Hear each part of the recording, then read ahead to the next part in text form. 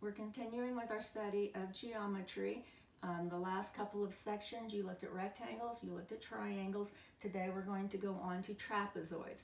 Now trapezoids can be divided into rectangles and triangles, and we continue to use the formulas that we already know. We looked at trapezoids before, so it's not very new. I'm just going to do a brief overview of each section one at a time.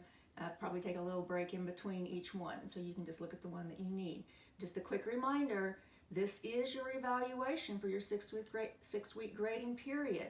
I am evaluating your knowledge of these shapes and figures. You need to demonstrate that you understand how the lines, the angles, the various ideas interrelate, okay? I don't just need to know that 1/2 of 130 is 65, okay? That needs to be a relationship between some part of a circle, say, and the angle or something else. So make sure that you're showing me that you honestly understand what's going on. I don't expect perfect papers, but I expect something that demonstrates your knowledge of the material.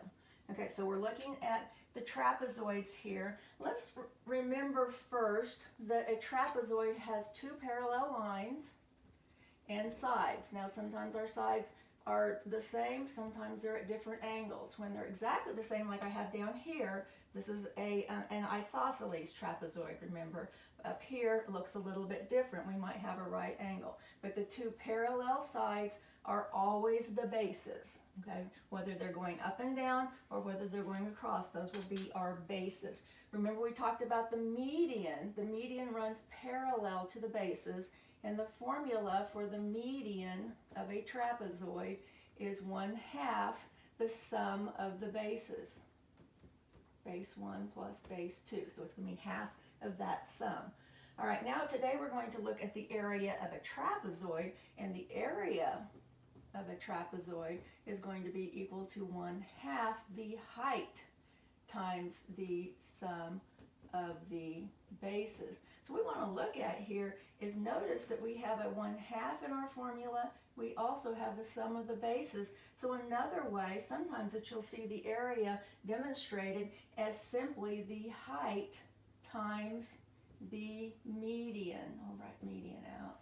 We don't have a really good symbol for it. Okay, so two different ways of looking at it.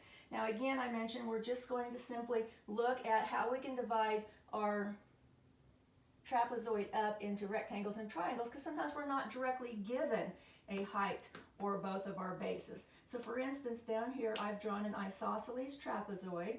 The length of one base is 8. The lengths of the sides are 8. This is not the height, however, and we need to find a height. So by drawing in an altitude here, notice we have a 30, 60, 90 triangle. So the 60 degrees indicates that this is my long leg. My short leg will be over here. So half the hypotenuse gives me my short leg of 4, my long leg of 4 square roots of 3. So that should be very familiar to you. Now notice if we draw in our altitude over here as well, we've created a rectangle, which means if this is 8, the other part of the base of the rectangle is 8 as well.